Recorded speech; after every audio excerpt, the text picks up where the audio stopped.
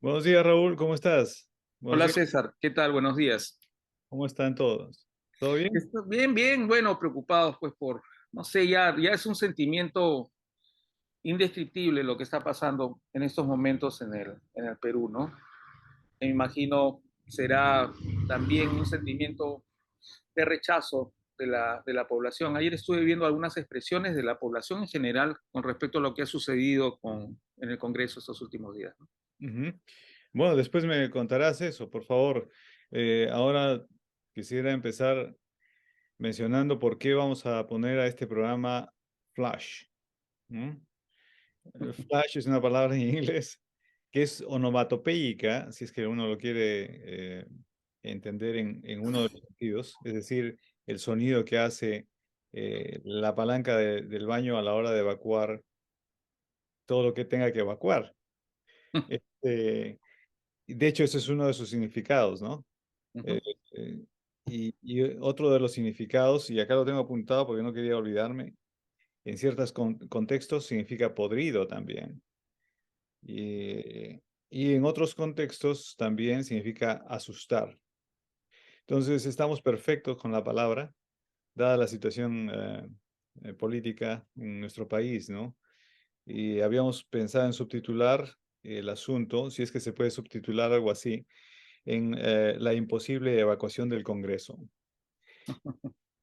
Yo en estos momentos siento que parece o uno siente que es una imposibilidad. No sé si se debe a la sensación de impotencia que uno tiene frente a estas circunstancias, no poder hacer nada, ¿no? No solamente nosotros que estamos lejos en este momento, sino las personas allá, eh, que de cierta manera no hayan el camino para poder crear una suerte de protesta masiva que por lo menos haga temblar un poquito los cimientos de toda esta situación, ¿no?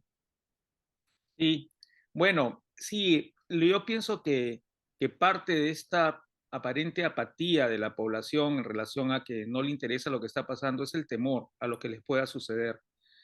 Es muy difícil enfrentarse a un poder tan cohesionado donde se han visto pues los abusos, no solamente en relación a las muertes, que es lo más trágico, y a los heridos, en relación a los medios de comunicación que tratan de distorsionar por completo la realidad y si no lo pueden hacer simplemente no lo comentan, cosas que son tan trascendentales para el país. Y la gente tiene temor a que les pase algo, pues esa es la verdad. Yo pienso que podemos darle 100 explicaciones en relación a que tienen una postura parecida a lo que está pasando con este conglomerado político que está detrás de todo esto, ¿no?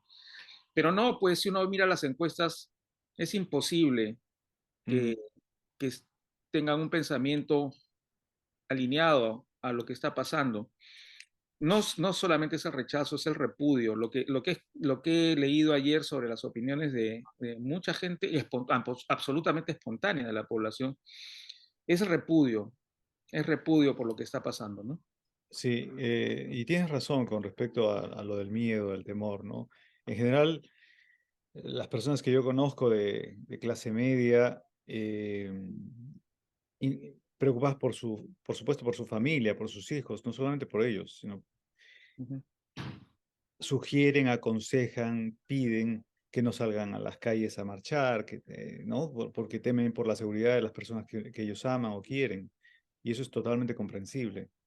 Ujú. Por otro lado, también en las clases medias altas y altas, no hay ese temor porque saben más o menos que no les va a ocurrir nada, ¿no? Ese es el otro extremo, más populares, las clases, digamos, más pobres del nuestro país, no tienen nada que perder, pues salen a marchar porque en realidad no tienen nada que perder, tienen todo por ganar, ¿no? Sí, César, no solamente es no tener nada que perder, ellos están muy dolidos Por su- por haber perdido a sus familiares de esta manera tan trágica, ¿no? Claro, no, yo me estaba refiriendo al asunto del temor, ¿no? Del miedo. Claro, claro, sí entiendo eso, pero bueno, en fin, el, el tema es es un entrampamiento, pues, ¿no? Entonces yo veo que no se puede bajar la palanca en el Congreso porque se está rebalsando todo. Ujú. Todo el contenido se está rebalsando y se está rebalsando sin temor, ¿no? Como si fuera algo natural, normal, por parte de ellos y por parte de Ujú. esta coalición perniciosa que está haciéndole mucho daño al país. Y yo creo que mi imagen se ha congelado, ¿o me parece? Sí, se ha congelado tu imagen. Bueno, quizás sea pues, por cuestiones de lo que ocurre siempre en los aeropuertos conmigo, discriminación facial. Este, Bueno, bueno, pero no la sé, voz, se escucha, no la sé voz, si hacemos una pausa para que corrijas eso o seguimos adelante. no, mira, teóricamente estas cosas se corrigen solas, sino digamos que mientras la voz se escuche, no pasa nada grave, ¿no? Claro. Sí. No, lo que queríamos es seguir básicamente, y antes de seguir profundizando con el problema, es que yo quería pedirte que me expliques dos cosas, ¿no? La primera es las expresiones de la señora Vivian Olivos, ¿no? Que me parecen fascinantes por lo contradictorias en el sentido lógico de la palabra. Es verdad que yo no defino la lógica a rajatabla, porque finalmente nosotros somos, y tú como médico lo sabes muy bien, esta idea de que somos racionales, los seres humanos, tiene sus bemoles, ¿verdad? Es decir, nuestro comportamiento diario tiene mucho de irracional y eso más bien es lo normal, ¿no? La racionalidad extrema que se puede hallar, por ejemplo, en niños autistas o en los idiots savants es muy rara. Ujú. Entonces, en ese sentido, lo otro raro sería la irracionalidad completa y por eso me llama la atención del caso de Vivian Olivos. No sé si tú podrías comentarlo.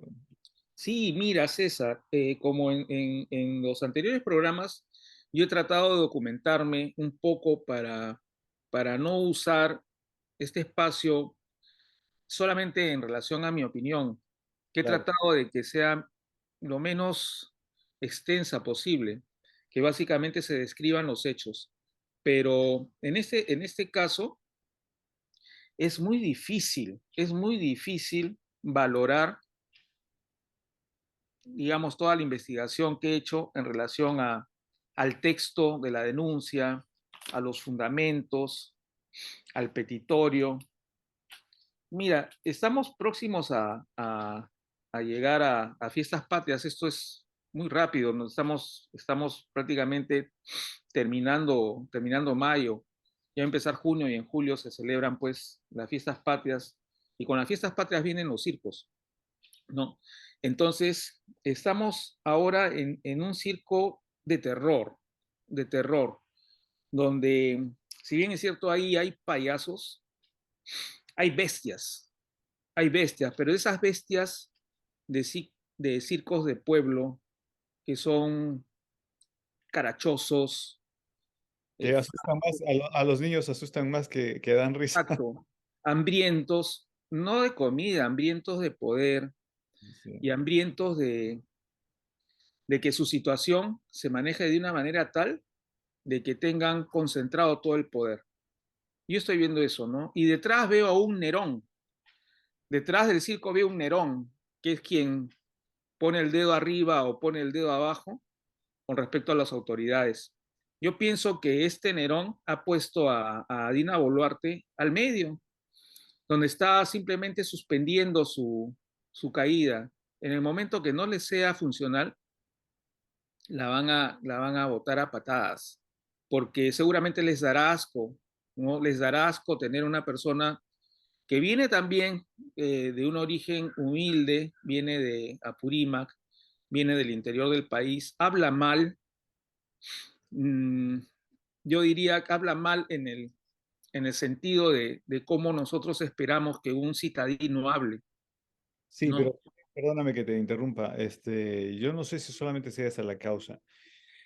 Ah, recuerdo que un amigo mío que es novelista, José de Pirola, con él hablábamos de nuestros orígenes provincianos, ¿no? Con él conversábamos de sus abuelos que eran de origen humilde, sastres, ¿no? Su mamá fue sastre también. y, y sin embargo, eran personas que tenían mucho cuidado al hablar, tenían al parecer, una atmósfera que les exigía cierta prudencia a la hora de hablar. Lo que quiero decir con esto es que, en cierta medida, el que provenga de una clase popular no, no justifica su manera de hablar y su nivel, ¿no? Ujú, Porque hay mucha gente que yo conozco que tiene orígenes humildes y que no tiene ese nivel cultural en general, ¿no? Yo entiendo que en provincias haya otros códigos lingüísticos, por supuesto, y cada provincia tiene sus variantes, eso es lo normal. También entiendo que la influencia de otro idioma originario como el quechua o el aymara modifique un poco las expresiones. Ahí tenemos los grandes ejemplos de las obras de Arguedas, por ejemplo, ¿no? Entonces, pero al mismo tiempo, y Arguedas es otro ejemplo, y toda esa comunidad, am, el caso de los políticos provincianos que tenemos nosotros es un caso ejemplar en el sentido negativo, ¿no? ujú. Voy a hacer esa digresión porque no es, creo, justo meter en todo el saco al asunto, ¿no? Claro. Sí, quisiera precisar a propósito de lo que dice César, cuando yo digo que Dina Boluarte habla mal, no me estoy refiriendo al acento ni a las estructuras gramaticales que ella usa. Ella Claro. habla mal porque se expresa mal. O sea, es una persona que que es lo más probable que ocurra en la mayoría de los casos en que esta señora ha salido a hablar en entrevistas o simplemente hacer algún discurso en alguna ceremonia. Cuando las personas mienten, tienen mucha facilidad de hablar tonterías. Sí. Entonces, ese es el tema, ¿no? Ese es el tema. Entonces, más allá de lo que pueda representar, digamos, estructuras gramaticales que pudieran, bueno, pues, ¿no? En el lenguaje quechua y esto no hay tantas diferencias en los artículos, qué sé yo, en los plurales. Estoy Y hablando- es, ¿Sabes qué es lo que me acabas de hacer acordar? Depende del mentiroso. El mentiroso que cree completamente sus mentiras es muy coherente. uh-huh, El mentiroso que realmente sabe que está mintiendo y no cree en lo que dice es incoherente. uh-huh, En ese sentido, yo creo que va por el segundo caso, uh-huh, para Boluarte, ¿no? claro. Bueno, César, entonces, en relación a las dos denuncias, quería mencionar antes de eso lo que ha pasado con el caso de los congresistas que los han denominado los niños, ¿no? Mm. Los han blindado, es decir, les han cubierto un manto de impunidad, ¿no? No les va a pasar nada. Se ha archivado todas las denuncias constitucionales que tenían ellos, que eran sólidas, pero simplemente ahora lo que se necesita es unidad. Esta perniciosa fuerza política conglomerada en el Congreso necesita unidad. Y estamos viendo unidad entre Perú Libre y Fuerza Popular. Por ejemplo, los que han votado en contra del archivamiento del caso de los niños son de Perú Libre, del bloque magisterial y de otros. Mm. Entonces, ¿qué pasó? ¿Qué pasó? O piensan que de repente pudieran tocar de alguna manera legalmente a Castillo.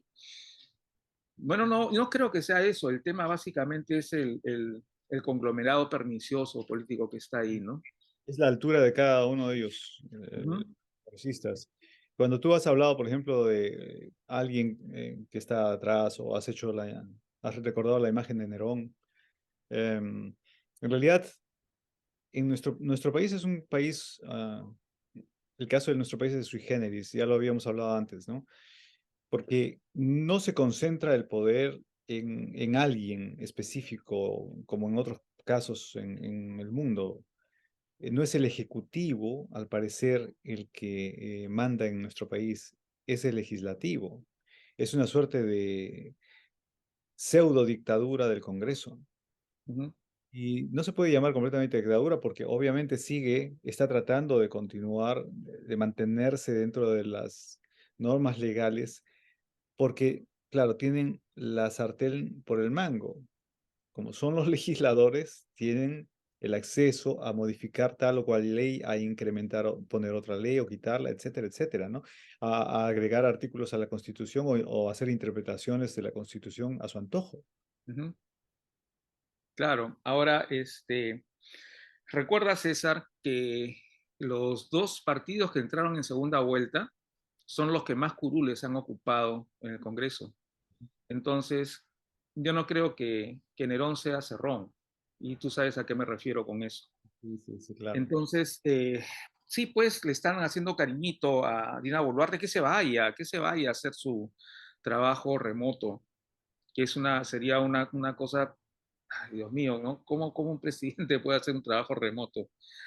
Porque, bueno, en fin, comentarios que nos van a demorar mucho digamos, lo fundamental de esta conversación. Sí, sí. Bueno, luego de hablar de lo que ha pasado con estos congresistas de Acción Popular que les han cubierto con un manto de impunidad grotesco, está pasando varias cosas, ¿no? Una es la denuncia de la fujimorista Vivian Olivos, que como te repito, César, a revisar los fundamentos de hecho, el petitorio, no vendría al caso. Lo más importante es conocer y saber quién es esta congresista y qué cosa es lo que dice. Muy bien, ¿qué cosa es lo que dice que, digamos, refuerza, según ella, la denuncia?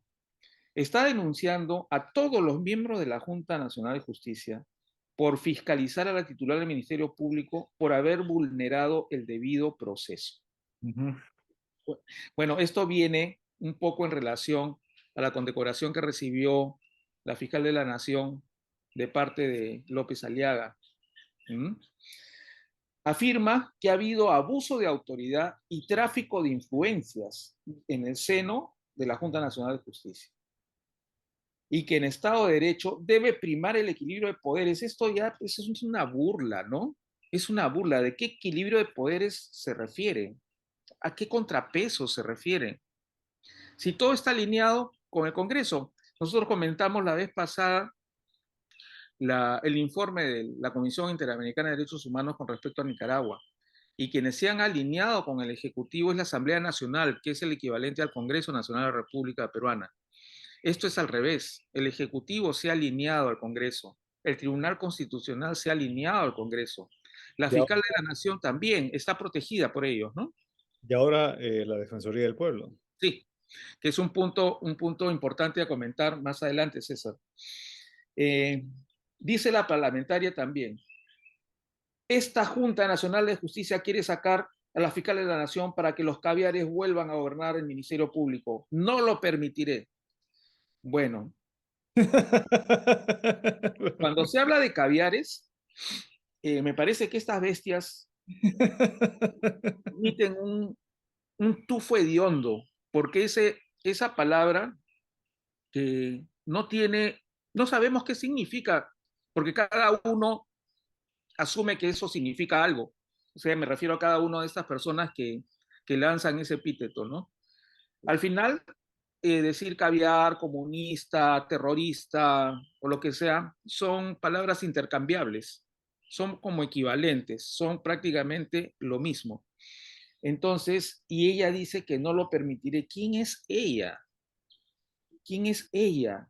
Ella es una representante y quien tiene que permitir o no es el pueblo a quien ella representa. Nosotros, la población entera con su voto, con sus actitudes, con su silencio o con su actividad, cede o no cede el poder. Porque el poder, por lo menos en una democracia, incluso en una dictadura, ¿ah? Porque en una dictadura, bueno, ya Foucault hablaba de que no hay una suerte de estancos sólidos de poder, sino que hay una suerte de flujos de poder constante, ¿no? Ya incluso Gramsci desde la cárcel había notado algo así. Lo que quiero decir es que eh, no debemos olvidar, la población no tiene que olvidar que los depositarios del poder, los propietarios del poder, somos nosotros. Y Ujú, que ellos tienen un periodo de tiempo cedido por nosotros para ejercer el- ese poder para administrar ciertas cosas, ¿verdad? Porque el Estado es una suerte de artefacto, un artefacto que está al servicio de un propósito, al servicio del propósito de establecer el mayor bienestar posible para un país, ¿verdad? Para ujú, un conjunto de naciones. Yo creo que eso no debemos olvidar jamás.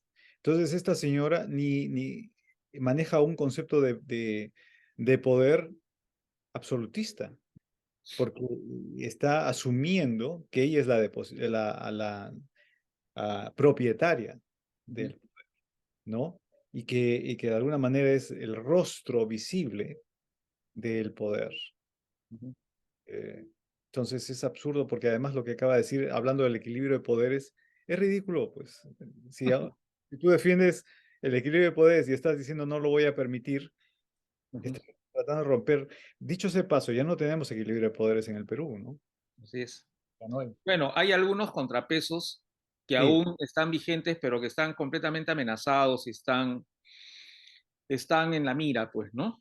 De que pero simplemente digan fuego y se acabó, se acabó.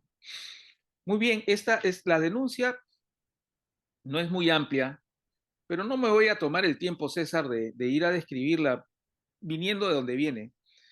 Lo único que te voy a decir es que esta denuncia ha sido dirigida a la presidenta de la Subcomisión de Acusaciones Constitucionales que la preside Lady Camones. Entonces, lo más probable es que proceda, pues, lo más probable es que proceda. Y ya no interesa realmente discutir o hacer disquisiciones jurídicas en relación a que si esto puede o no puede aprobarse. Acá el tema son los votos, no interesa, o sea, pueden poner estupideces en el texto y eso no interesa. Lo que interesa son los votos, ¿no? ¿Qué es lo que estamos viendo? Pues ya estamos viendo esto que ha sucedido con el manto de impunidad a los niños, que no se trata de ver realmente sustento de la acusación constitucional, se trata de votos. Y ellos también votan, pues. Entonces son personas importantes en la cuenta de los votos que van a... Porque estoy seguro que ellos, ahora que han sido blindados y que han quedado sus casos impunes, van a alinearse con lo que se decida en relación a la Junta Nacional de Justicia y próximamente a los organismos electorales. sí, Ya lo han además, hecho con el defensor del pueblo también, que no, hablaremos al final de eso, César. y no hay discusiones, por lo menos lo que se ha grabado de las discusiones públicas en el Congreso. ¿En qué momento, tú lo mencionaste, yo la verdad que no me acuerdo, esa conversación en la cual alguien le pregunta, ¿cómo preparas el caucao? Bueno, viene del CNM disuelto, ¿no? Que para evaluar jueces y asignarles funciones, los entrevistaban. Y en lugar de entrevistarles en relación a la función propia que iban a desarrollar, le preguntaban esas cosas, ¿cómo haces el caucao? Y hablaban de que sí, que la preparación debería ser así o así, que pudiera en un momento ser una anécdota, pero no, esa fue la entrevista. No le preguntaron absolutamente nada de lo que se iba a desarrollar y de hecho desarrolló en la función asignada. Es por eso de que cuando entra la Junta Nacional de Justicia hay que ser también piadosos, ¿no? Sí, Nosotros vemos que están manejando los casos con mucha parsimonia. Lo que sucede de que justamente Inés Tello, que es digamos, el centro del problema para desaforar a toda la Junta Nacional de Justicia, se encargó de revisar los casos, los nombramientos que hizo el CNM anterior, todos fraudulentos, pues, ¿no? Entonces ha sido un enorme trabajo que ha desarrollado ella, obviamente en conjunto con todos los otros miembros de la Junta Nacional de Justicia, pero ha necesitado trabajar en su oficina con, qué sé yo, ¿no? Con algunos asesores, con alguna gente que trabaja en su despacho. y también con ellos. Ha sido un trabajo titánico el tratar de resolver esos casos tan de que obviamente son relacionados a una extraordinaria, por llamarlo de alguna manera, corrupción que ha habido en el CNM, Ujú, ¿no? Una cosa jamás vista en el país, ¿no? Entonces, eso ha sido una de las razones por las cuales ellos han tenido un trabajo tan intenso. Entonces, ahora tratándose la fiscal de la Nación, ya también voy a hablar un poco de la magistrada Inés Tello luego. ujú, Entonces, bueno, además de la denuncia constitucional que viene de la parlamentaria de Fuerza Popular, hay otra del congresista Montoya, que es más reciente, ¿no? ¿Qué habla?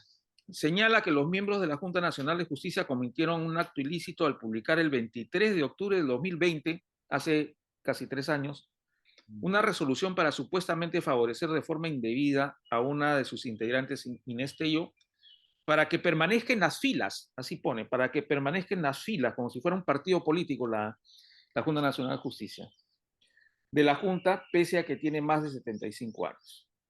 ¿Qué delitos interpreta Montoya? Interpreta usurpación de función pública, abuso de autoridad, nombramiento ilegal del cargo, corrupción de funcionarios, en la modalidad de cohecho pasivo específico y negociación incompatible. Entonces, Ya, bueno, quiero para las personas que nos están escuchando, Dios mío, en el momento que vamos a comentar esto, no es que se nos ocurran cosas. Tú has consultado con abogados para poder ser más precisos a la hora de hablar. Quiero que entiendan eso, no es que se nos ocurra decir cosas, ¿no? Eso es algo que hemos tratado de investigar, tú con abogados, en mi caso tratando de leer al detalle la Constitución, etcétera. Entonces, no es que se nos ocurra lo que vamos a decir porque se nos sale de nuestro instinto político, qué sé yo, no, no, no. Así que eso, por favor, que sí, quede. sí, que tiene que quedar claro eso. A ver, nombramiento ilegal del cargo. Los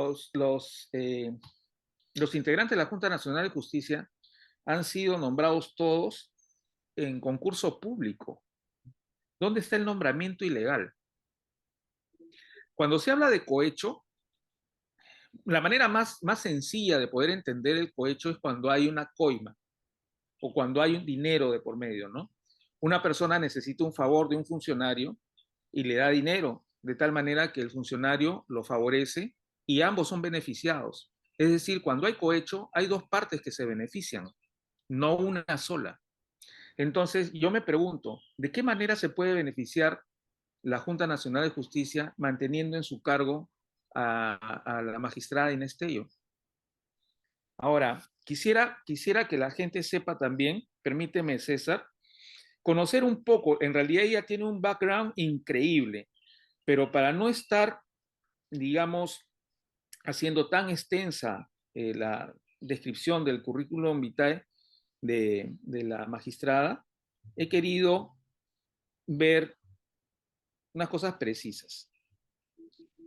La, la magistrada Inés Tello es ex juez superior de la Corte Superior de Justicia de Lima, con amplia experiencia en administración de justicia, con estudios de posgrado en Derecho Constitucional, Derechos Humanos y Derechos Fundamentales.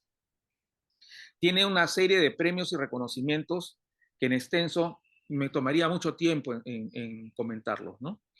Entonces, cuando se hace la comisión especial del nombramiento de los magistrados que ahora están trabajando en la Junta Nacional de Justicia, había un requisito, ¿no? Que era para que postulen, y uno de los requisitos es que no sean mayores de 75 años.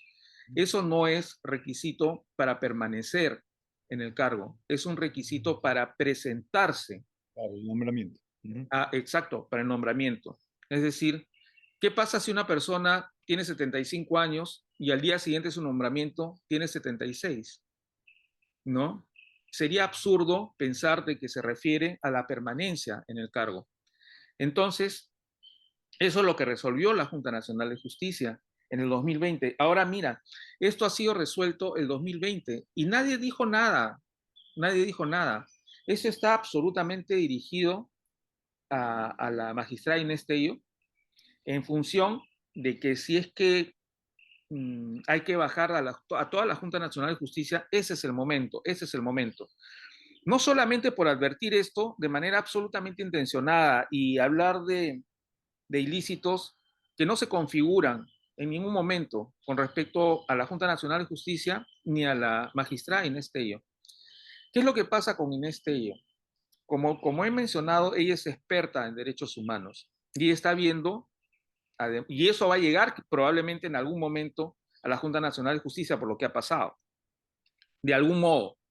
No sabemos cuál, pero eso es una probabilidad. Pero lo que sí está haciendo la magistrada Inés Tello es revisar las dos principales denuncias que tiene la fiscal de la Nación, las dos principales, ¿no?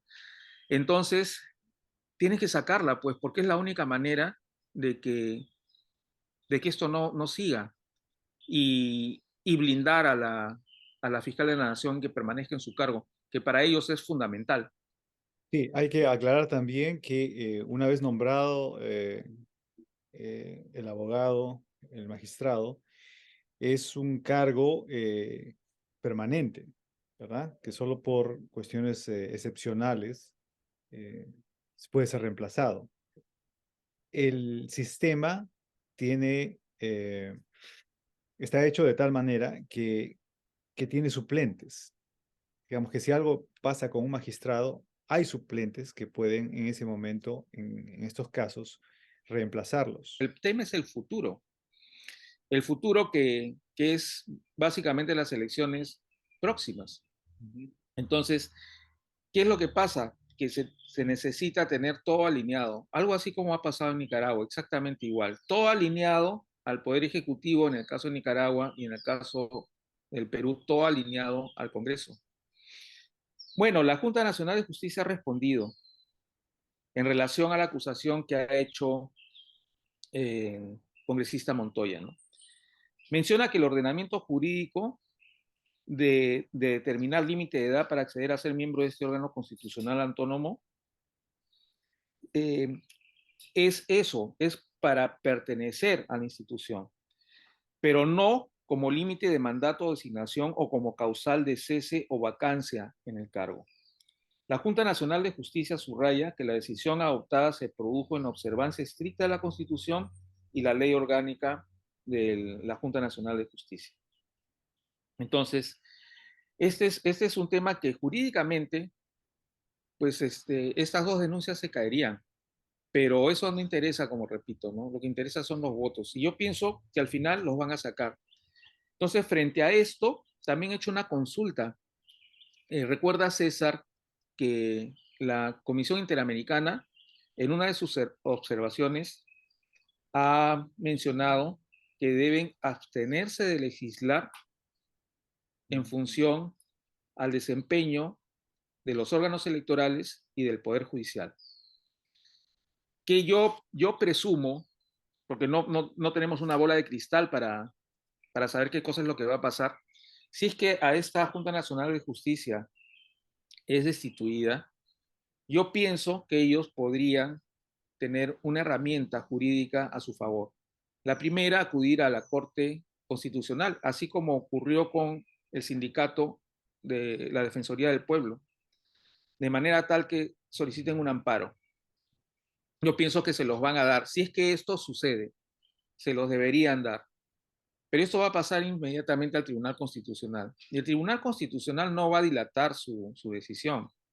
Lo más probable es que haga lo mismo que hizo con respecto al amparo que recibió el sindicato de la Defensoría del Pueblo.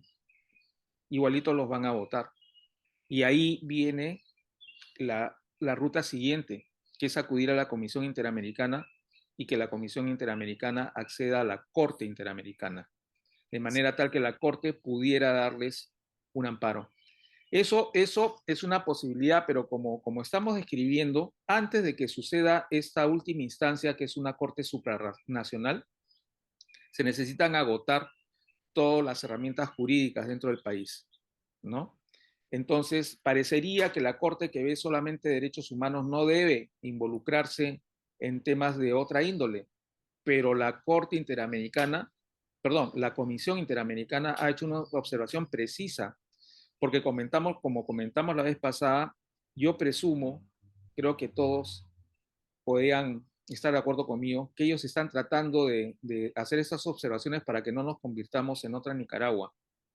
Sobre Ujú, eso, eh, sobre eso hay mucho que conversar, porque el problema ahí es que sus declaraciones no son vinculantes, ¿no? Digamos que no puede forzar la Corte a que el gobierno haga o no haga ciertas cosas pese a que ha observado su preocupación con respecto a algunos procedimientos. ujú. Pero nos debe poner en alerta a todos nosotros. Y esa es la parte que otra vez creo que tenemos que tener mucha conciencia, los pobladores, de a quién va dirigido también ese diagnóstico de la Corte Interamericana. Bueno, la Corte Interamericana ha repuesto a los miembros del Tribunal Constitucional desaforados por Fujimori. Así es. Entonces, hay un precedente, ¿no? Ahora nos toca ver el nombramiento del defensor del pueblo, ¿no? Antes de hablar de la persona elegida, es importante anotar que la Comisión Interamericana de Derechos Humanos instó al legislativo a adoptar medidas de fortalecimiento institucional de la Defensoría del Pueblo. Asimismo, pidió realizar un proceso de elección de forma transparente y meritoria, cosa que se han zurrado en la recomendación de la Corte Interamericana en el Congreso, ¿no? No les han hecho caso, ellos no tienen mandato imperativo y se acabó, ¿no? Ellos van a hacer lo que les da la gana y punto. En cierto modo, a estas alturas, eh, puede resultar, en cierto modo, cierto, como repito, valga la redundancia, porque las recomendaciones de la Corte Interamericana en su informe no son vinculantes. Ahora, cuando esto llegue a la Corte Interamericana, si es que llega, ese es otro cantar. Mm. La Corte Interamericana verá, discriminará qué cosas pueden valorarse en función al informe de de la Comisión Interamericana y en función a los hechos sucedidos posteriormente a a la presentación de este informe, ¿no? Mm. ¿Qué va a pasar con esto? En relación al sindicato, por ejemplo, el sindicato ha hecho un comunicado, el sindicato de la Defensoría del Pueblo, completamente pues, en desacuerdo con lo que ha sucedido. Y ellos Claro. mencionan esto en ese comunicado. Entonces, en realidad para ellos, acá en el Perú, ya todo está agotado, porque ellos fueron a la Corte Constitucional que les dio el amparo para impedir que se nombre de esta manera tan, eh, no sé cómo llamar, Abrupta, abrupta, abrupta. abrupta y tan, bueno, pues tan interesada del defensor del pueblo. Pero el Tribunal Constitucional les dijo que eso, la Corte no tiene competencia, la Corte Constitucional no tiene competencia para eso y que eso depende del Congreso. Entonces Sí, ahí, sí, ahí habría que notar una cosa que lo habíamos hablado alguna vez. El nombramiento del defensor del pueblo y sus, digamos que específicamente los requisitos, están en la Constitución. Son los artículos 161 y 162, si mal uh-huh, no recuerdo. Y el problema es la manera en que están redactados esos dos breves artículos, porque el único requisito es que sea un hombre o una mujer mayor de 35 años y que sea abogado o abogada, ¿no? Ese es el único requisito. Y en segundo lugar, en el artículo 161, es nombrado y o removido por el Congreso. uh-huh, Pues no hay más.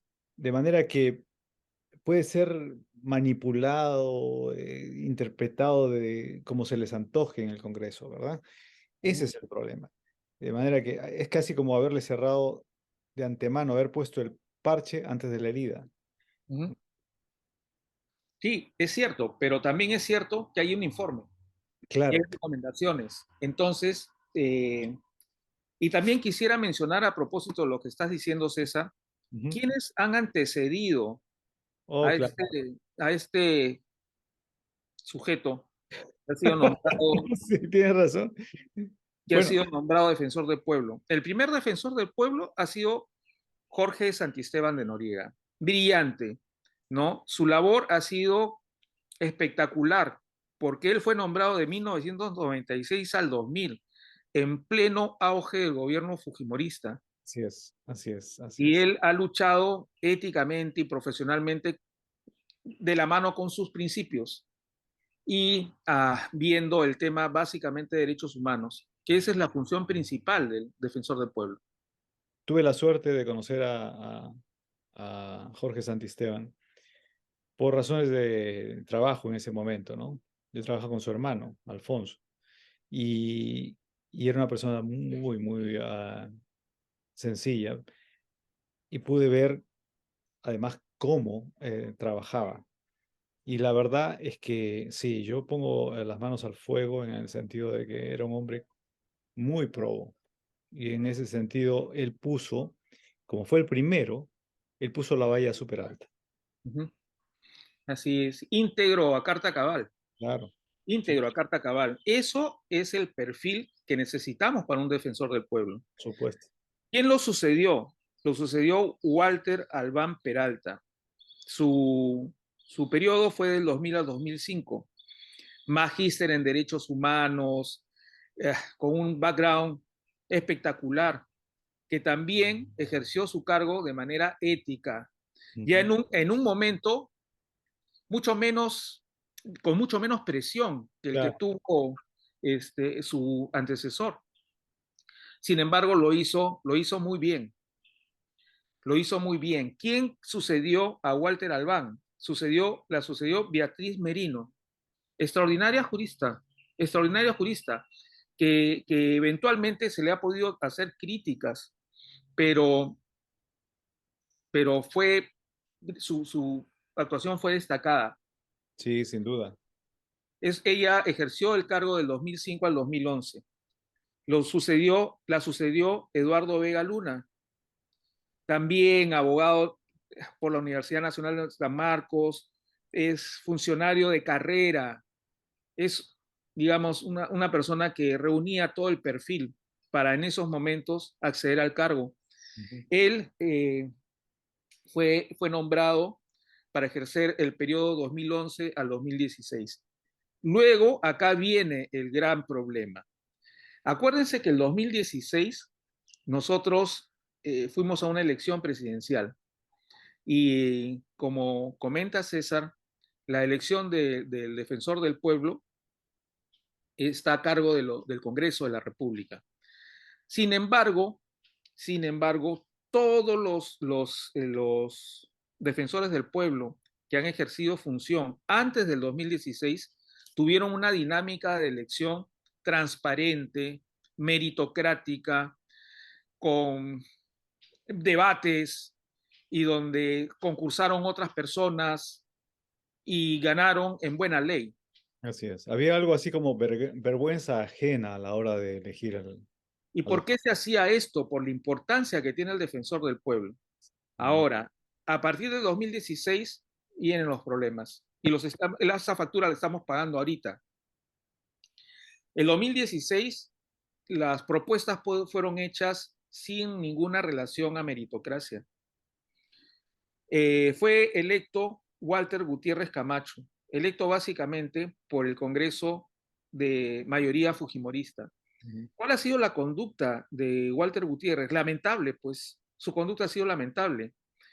La función de él como defensor del pueblo era vigilar los derechos humanos de la población. Ujú. Sin embargo, se dedicó a defender a Keiko Fujimori para que salga en libertad y fue uno de los ponentes en el asunto contencioso que llevó Olaechea al Tribunal Constitucional por el cierre del Congreso. Él fue uno de los defensores de parte de Olaechea Sí, pues, claro. y del Congreso Fujimorista. ¿Cómo un defensor del pueblo puede hacer eso? Él estuvo en su cargo del 2016 al 2022, pero como no hubo elección, la sucedió de manera interina Eliana Rebollar Añaños, que si bien es cierto, no ha entrado a través de un concurso y de elección del Congreso, como fue el caso de Walter Gutiérrez, su labor en el estallido social que hemos vivido a fines del año pasado y a principios de este ha sido notable, notable. Ha sido una de las principales luchadoras por denunciar la violación de derechos humanos que se hacían en las protestas por el uso indiscriminado y desproporcionado de las fuerzas del orden. Sí, aquí habría que recordar básicamente que, y usando el título de un libro famoso, ¿no? De Herbert Spencer, la labor fundamental en realidad de la Defensoría del Pueblo es la defensa del individuo frente al Estado, ¿no? Ese es el asunto. Y por esa razón es importante que, vamos a usar otra palabra también, que los defensores o defensoras del pueblo no estén vinculados directamente, y si es posible ni indirectamente, con ningún partido político. Y ese es el problema con el anterior, pues el anterior. De Walter Gutiérrez, claro que sí. Entonces, ¿qué es lo que pasa? Pues les resultaba incómoda.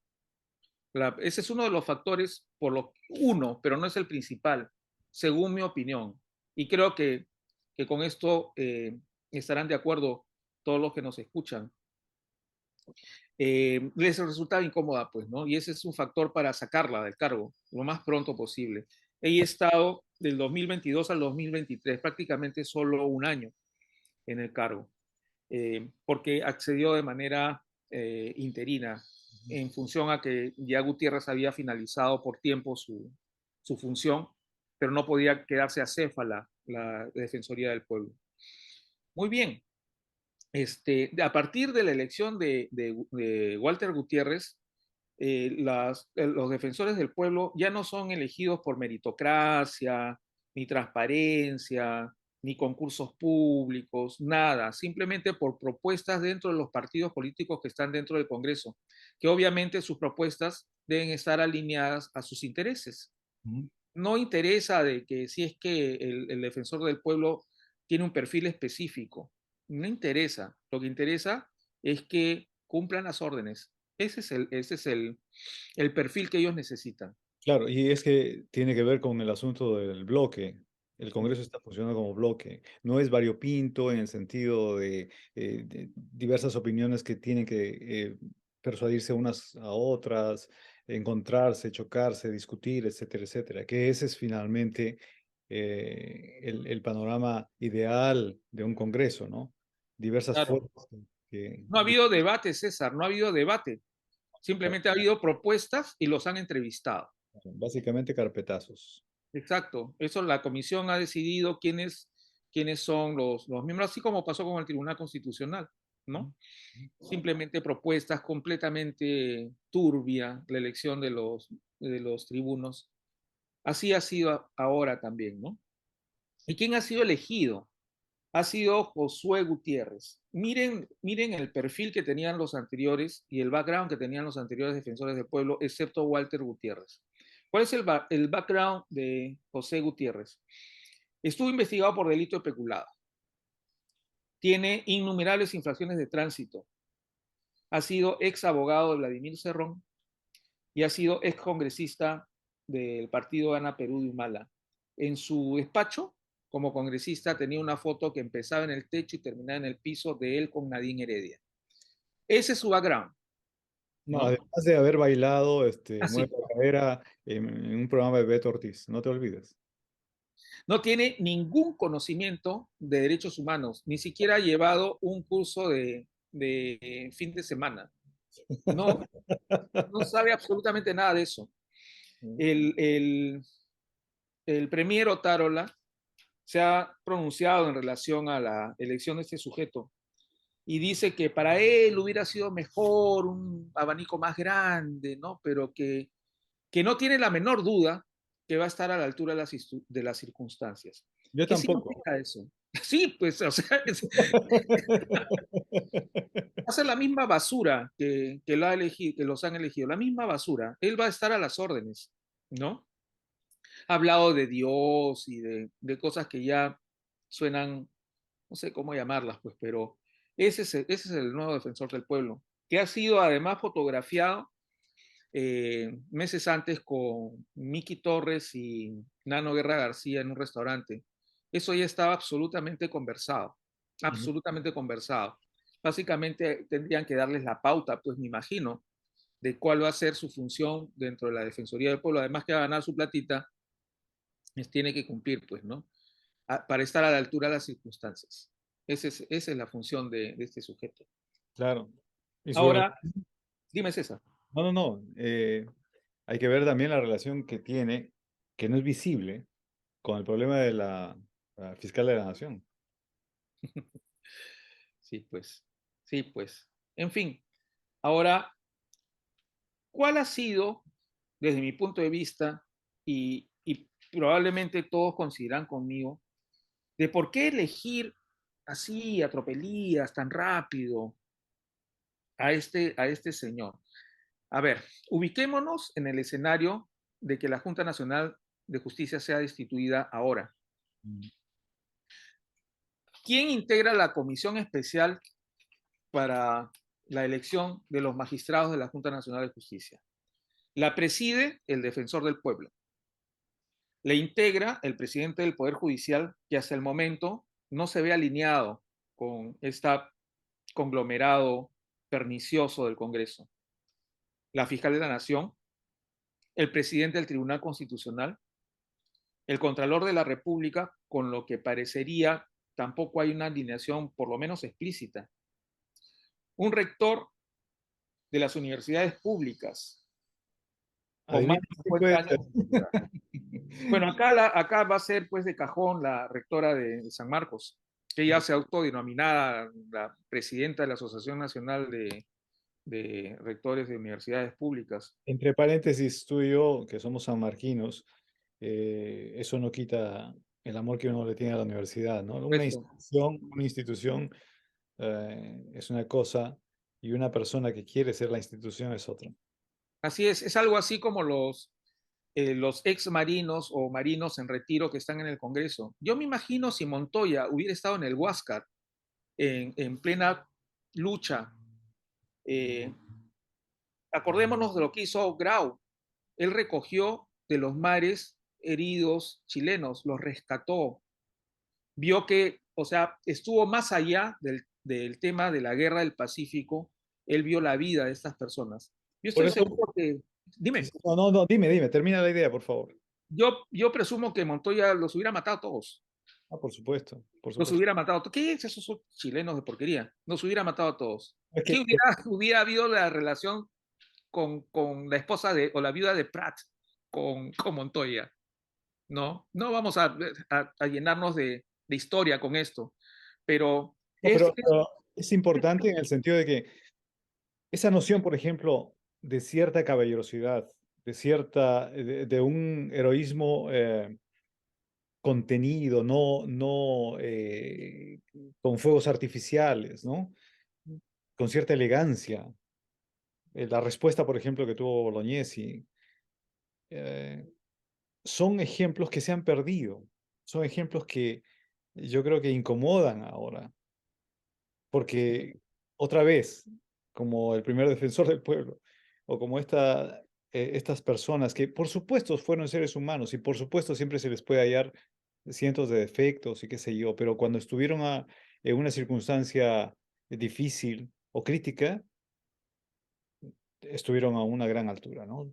Pusieron, digamos, a los seres humanos en general en el nivel donde debería siempre uno estar o aspirar a estar. Ese es claro, solo recordar eso.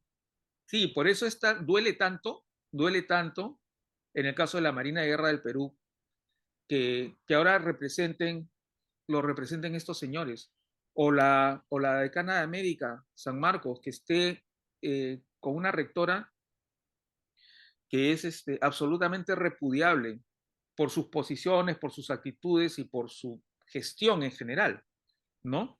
Entonces, ¿cuánto daño puede hacer puede hacerle a una institución la cabeza de la institución y sus Sí, miembros no, más destacados, ¿no? sí, yo creo que he hablado mal porque en realidad una institución es un abstracto, entonces las personas hacen una institución. Y en ese sentido, sí, tienes toda la razón del mundo. Le hace mucho daño, por supuesto que le hace daño. Claro. Bueno, sigamos con los miembros de la comisión especial que elegiría a los nuevos miembros de la Junta Nacional. Una persona más. Es un rector elegido por votación por los rectores de las universidades privadas licenciadas con más de 50 años de antigüedad. Bueno, era fundamental que el defensor del pueblo ya esté nombrado a miras de bajarse o desaforar a la Junta Nacional de Justicia. Era fundamental para sus planes eso, Ujú. más que el tema que le resulte incómodo la persona que la antecedió.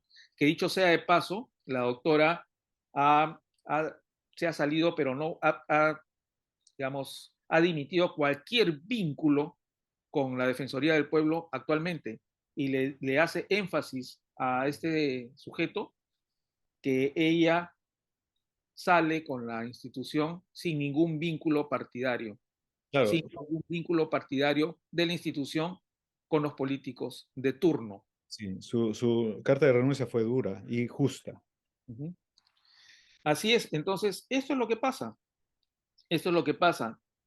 ¿Qué sucederá después? No lo sabemos, pero lo que es más probable es que terminen desaforando a los miembros de la Junta Nacional de Justicia. Vamos a ver cómo reaccionan ellos. Me parece también inexorable que van a tomar por asalto a los entes electorales, ¿no? Y ya todo va a estar listo. Ya todo está listo. Ya Dina Boluarte estaría bailando al son de ellos y si es que no marque el paso, la sacan y se acabó, ¿no? Sí, porque Elecciones generales y quizás hagan elecciones solamente presidenciales y que se queden ellos hasta el 2026, bueno, ¿sabe Dios? sí, sí, uno no sabe exactamente qué va a pasar, porque ya, si ya coparon, la Junta Nacional de Justicia está todavía en veremos, pero está a punto de caer. Uh -huh, La Defensoría ya y los entes electorales. Con eso ya tendrían todo en uh su -huh, poder. Ese es un... Vamos a ver, tengo una enorme curiosidad y temor por la población que participe en las marchas que se vienen próximamente, ¿no? Que son, de alguna manera, ojalá que el periodismo tome una conciencia de que eso es un derecho fundamental, expresar las protestas y todo lo demás, y cubra de una manera apropiada ese conjunto de marchas, ¿no?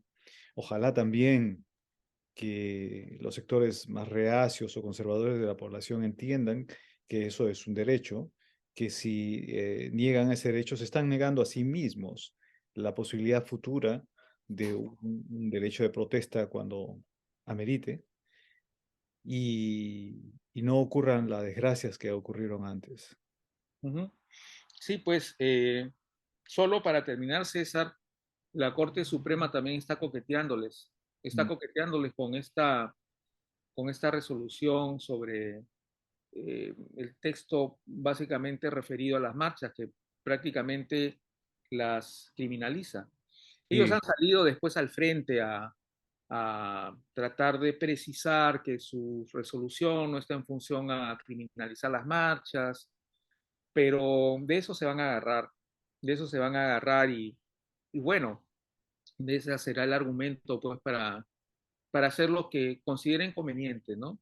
No se van a alinear con ningún principio en relación al Estado de Derecho y a los valores y a los derechos humanos. No sabemos qué va a pasar, pero eso también es algo que vamos a ver qué sucede, ¿no? Y vamos a ver qué sucede también en relación a la decisión que pueda tomar la Junta Nacional de Justicia. Ojalá que esto los presione para que se pronuncien en relación a la fiscal de la Nación, así como lo hicieron con Chávarri. Tienen que sacarla y mm, destituirla. Eso es lo que se tiene que hacer con esta señora. Y se le van a ir encima los tigres probablemente y qué sé yo, desconocerán, irán al el Tribunal Constitucional dirá que eso no tiene efectos, irán a la Corte Interamericana y qué sé yo, ¿no? Son escenarios, digamos, imaginarios. En realidad no sabemos, el destino del país está muy complicado, muy complicado. Esperemos que las cosas pase algo, que pase algo para tratar que estas especies de profecías no se cumplan. Solamente necesitamos gente que pueda, digamos, tener una visión realista de lo que está pasando y que se generen corrientes de opinión. Sí, Eso es lo más importante. y además, para terminar, hay la crítica que hacen usualmente las personas es como uno está lejos, no sabe lo que está pasando, ¿no? Y esa es la crítica común. Pero una cosa que yo aprendí en arte es que para mirar el cuadro tienes que acercarte y alejarte.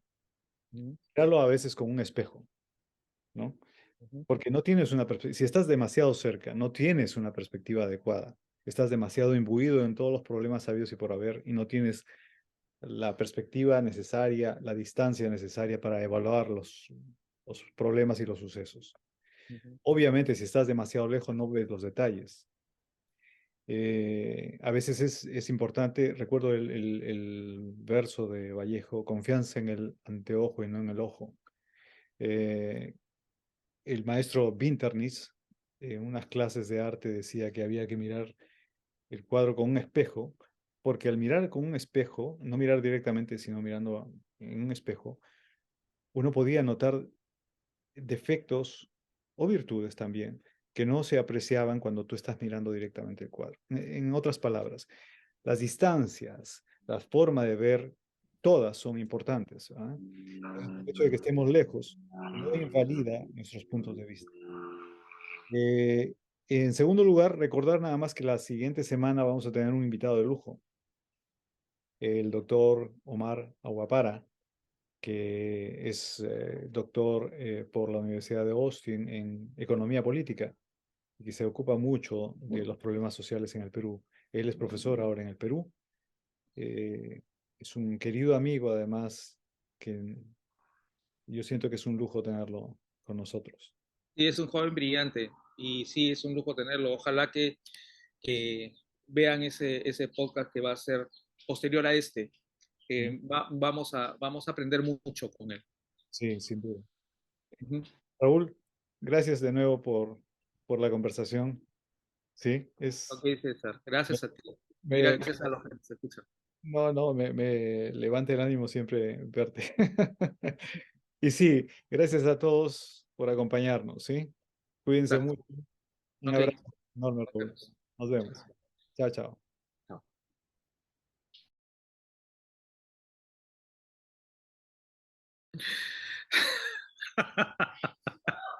Bueno, esto va para ti, Congreso. Ah, ya, ok.